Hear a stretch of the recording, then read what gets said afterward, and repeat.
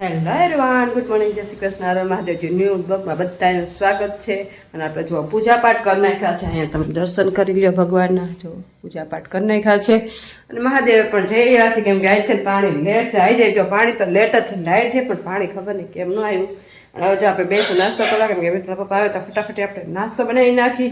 રોટલા અને ચા તો બધું બાયણે રેડી કરી નાખી, કેમ કે આપણે તો બધું બાયણે કાઢવું પડે. પછી છે ને બધું બનાવી ફટાફટ આપણે ભાઈને કાઢે. અહીંયા જો આપણે ગેસ તો છે જ, પણ આપણે એમાં વાંધો પડી ગયો, થોડું ખમું કરાવવું પડે છે, એવું બધું છે ને. અહીંયા થોડી ગરમી થાય તો આપણે કાંઈ છે ને અહીંયા બનાવતા નથી ને બધું ભાઈને કાઢી. બારે છે પવન આવે, અહીંયા છે ને પેક થઈ જાય એટલે મજા નથી આવતી, એટલે આપણે બધું ભાઈને કાઢી લઈએ.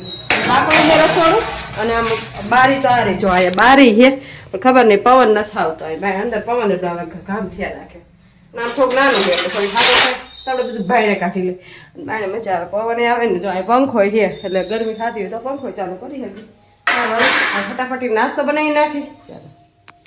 ચાલો આપણે નાસ્તો કરી લીધો ને મિત્ર પપ્પા આવી ગયા છે ને બેઠા નાસ્તો કરવા. કાંઈ લાવ થોડો ટાઈમ કાઢ્યો. અમારે શ્રાવણ મહિનો હાલે ને. હવે અત્યારે નાસ્તો કરો. હવે 6 વાગે નતો નકર ઈ પેલું સિરાઈ લે. આજ કે થોડુંક મોડું સિરાવું હોય તો કાંઈ વાંધો તો ગરમા ગરમ હા કઈ 6 વાગ્યા સિરાઈ ના 6:30 હો 6 વાગે ને 6:30 સિરાઈ લે. પણ આજ કે થોડુંક મોડું નાસ્તો કરવાનો હોય એટલે જો ઈ મસ્ત જો એના માટે મસ્ત રોટલો ને મરચું કકડાવેલું ને બરોબર ને ગરમા ગરમ. સારું હાલો ઈ નાસ્તો કરીએ ને આપણે જો કામકાજ છે ને. હજી પાણી ન થાય, હવે લગભગ અવાજ આવે એટલે પાણી આવ્યું એવું લાગે છે. ચાલો પાણી બાણી ભલે ને મિત્રો નાસ્તો કરી લે. ચાલો મંદિરની સાફ સફાઈ કરીને આવી ગયા છીએ ઘરે ને. હવે જો કેટલા વાગ્યા જો 11:15 થાય. અત્યાર સુધી મંદિરની સાફ સફાઈ કરવા ઘરનું બધું કામકાજ કરી મંદિરે ગયા, મંદિરની સાફ સફાઈ કરી, પછી ત્યાંથી અત્યારે ઘરે આવ્યા. હવે બેસવાનું છે રસોઈ કરવા. તો ચાલો જોઈએ આપણે જો રસોઈમાં છે ને આપણે તમને ખબર હોય તો આપણે કાલ ભાજી બતાવી હતી, તો એ ભાજીનું થોડુંક જ શાક કરવું છે. કદાચ આપણે કોઈ પહેલી વાર ખાધું તો કદાચ આપણને ન ભાવે તો આપણે ઓપ્શનમાં રાખશું, કેમ કે આનું શાક છે ને થોડુંક થઈ જાય એટલે આપણે ફાવશે તો ખાવું.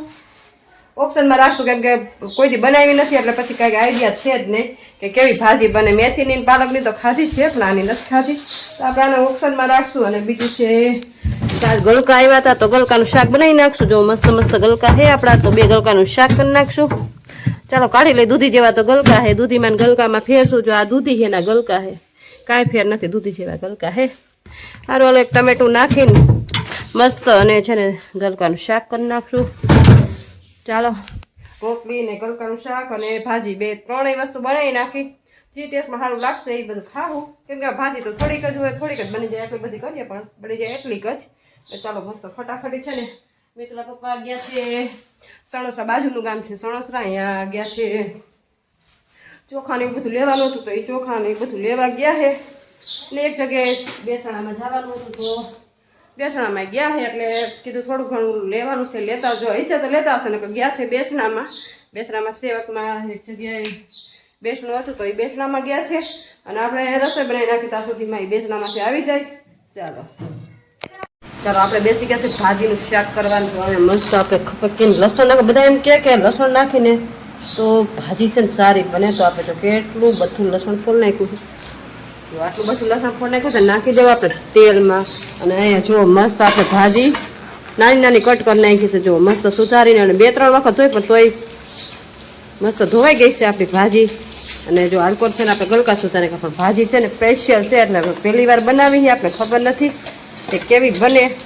એટલે જો તેલમાં મસ્ત લસણ નાખી દે. જાજુ બધું લસણ નાખે બધા એમ કે ટેસ્ટ સારો થાય, આમ શાક ખાવામાં મજા આવે. ભાજીમાં લસણ જાજુ હોય તો શાક મસ્ત બને. એટલે આપણે મસ્ત છે પણ થોડી ઘણી રેસીપી બતાવતા જાય એવી રીતે આપણે બનાવી. એટલે તમારે કોઈને બનાવી હોય તો ઇઝીલી ને ખાઈને પછી તમને કહેવું કે એનો કેવો ટેસ્ટ આવે, બરાબર. તો ચાલો આપણું તેલ આવી ગયું છે. તો જુઓ મસ્ત આપણે તેલમાં જુઓ લસણની કરી છે ને બ્રાઉન થવા દેવાની ને મસ્ત થોડી છે ને આપણે હિંગ નાખી દઈ.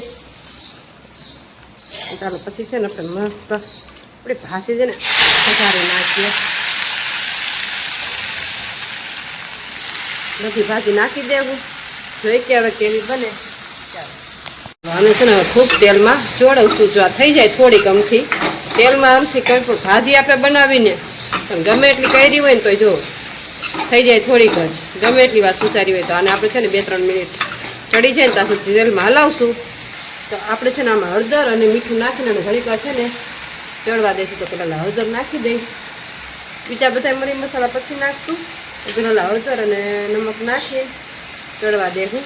નમક નાખી દેવું અને મિક્સ કરી નાખશું અને આને ઘડીક વાર છે ને 2-5 મિનિટ પાણી ભરી જાય ત્યાં સુધી મિક્સ ચડવા દેવું અને પછી બીજા મરી મસાલા નાખશું આપણે આમાં. 2-5 મિનિટ છે ને ચડવા દઈશ. ફાઇનલી જો આપણે મસ્ત પાણી ભરી ગયું છે અને મસ્ત જુઓ ચડી પણ ગઈ છે ભાજી. તો હવે છે ને આમાં આપણે થોડાક મરી મસાલા એડ કરી દેવું, જેમ કે ધાણા જીરું પાવડર અને પછી લસણવાળી આપણે ખાંડેલું મરચું. પછી છે ને મરચું આમાં આપણે મિક્સ કરી દેવું.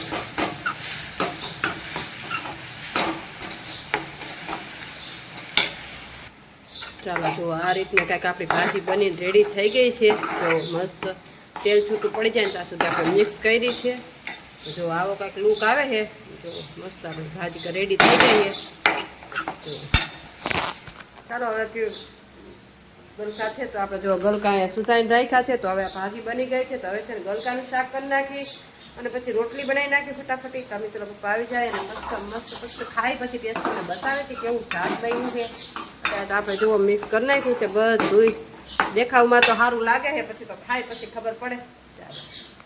જશે 1 વાગે જમવા બેઠા, કેમ કે જમવાનું તો બની ગયું પણ મિત્રો પપ્પા થોડા ફ્રેશ થતા હતા, કેમ કે એક જગ્યાએ બેસણામાં થયા પછી આવીને નાવા ધોવાનું બધું કામ પતાવી. કાંઈ એટલે શું કેવું તમારું? બેસણામાં ગયો એટલે સ્નાન કરવું પડે, નાવું પડે, મંદિરની પૂજા પાઠ કરીને આવીને પછી અહીંયા ગયું. હા, પછી અહીંયા ગયા પછી બેસણામાં જાય પાછી એને કેમ કે મંદિર પૂજા પાઠ કર્યું એટલે પાછું બીજી વખત નાવું પડે. બેસણામાં ગયા હતા એટલે આવીને પછી નાયા ધોયા. ને જો મસ્ત આપણે ભાજી બનાવી નાખી છે અને મસ્ત છે ને ગલકાનું શાક, અહીંયા સલાડ ને પાપડ ને બરોબર ને. હા, ભાજી છે ને મને નથી આવડતું. કણેજડાની.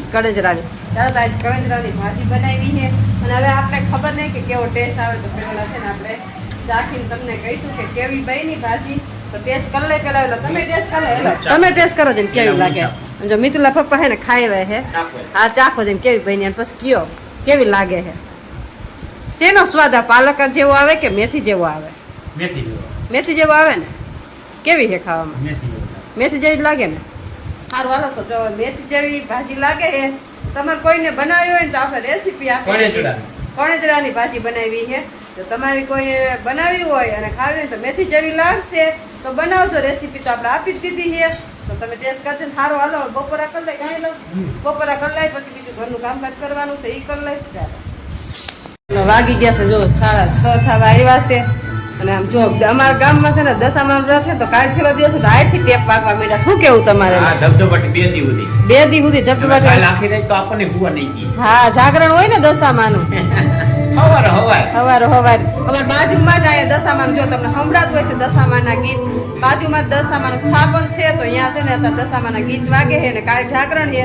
તો કાલ તો આખી રાત લગભગ વાગશે. શું કેવું કા? પેલા અમારે બહાર હતા ને ત્યારે પોતે કીર્તન ગાતા અને દશામાં પાસે બેહી સત્સંગ કરતા, કીર્તન ગાતા, જાગરણ કરતા.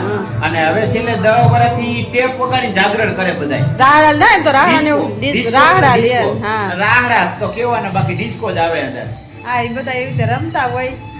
ટેપ ઉપર જ બધા રમે. જો કે અત્યારની સિસ્ટમ એવી થઈ ગઈ એટલે અપડેટ થઈ ગયું થોડું. તમારું શું કેવું? અપડેટ થઈ ગયું ને બધું? હા, અપડેટ થયું. ડિસ્કોમાં આવી ગયું કીર્તનમાંથી. ના અપડેટ થયું થોડું. એટલે વાંધો ન આવે, બધાને મજા આવે. શું કે અત્યારની જનરેશનને બહુ પછી આમ ઢોલ નગારા ને એવું બધું બહુ વાગતું હોય તો ન ગમે. કાંઈ લો અત્યારે થોડું સંગીત બહુ જરૂરી છે એટલે આમ મજા એવા રાખે વાગતું હોય તો. અને 10 દી તો કેમ છે ને કંઈ ખબર જ ન પડે. આજુબાજુમાં જો અમને આરતી થાય હતા જો 2 બંધ થઈ ગયું. હમણાં પાછું આરતી થાય તો અહીંયા વાગશે. પછી કાલ તો આખો દી ને આખી રાત ચાલુ રહે. હાલો હવે કાંઈક શું તમારું મંદિર જવાનું ટાણું? બસ હવે હમણાં જાઉં છું. થોડીક વાર છે. હા, થોડીક વાર છે ને એડિટિંગ નું કામ કરે છે. જો એને એડિટિંગ નું કામ ખૂટે જ નહીં. અને આપણે દીવાબત્તી કરશું અને રસોઈ કોઈ બનાવવા બેસું હવે. કા શું સબ્જી બનાવશું? ભીંડો પડ્યો છે. બસ ભીંડા સિવાય કાંઈ નથી. ભલે જે હોય થોડુંક તો છે ને જે છે. હવે કાલ શાકભાજી લઈ આવજો. તું જો તો ખરી અંદર આજે આવ્યું પાછું. એવું હે? સારું હાલો જોઈ લઉં. અને હવે જો રસોઈ ને એવું બધું કરશો ને મિત્રા પપ્પા મંદિરે જાય ને જો આ બ્લોગ નો હિસ્સો અહીંયા જ કરી નાખશો. કેમ કે હવે ટેપ વાગશે ને તો કાંઈ સંભળાય છે ને. તો તમને આજનો મારો બ્લોગ કેવો લાગ્યો લાઈક છે ને સબસ્ક્રાઈબ કરજો. મળશું કાંઈ નેક્સ્ટ બ્લોગમાં. ત્યાં મહાદેવ.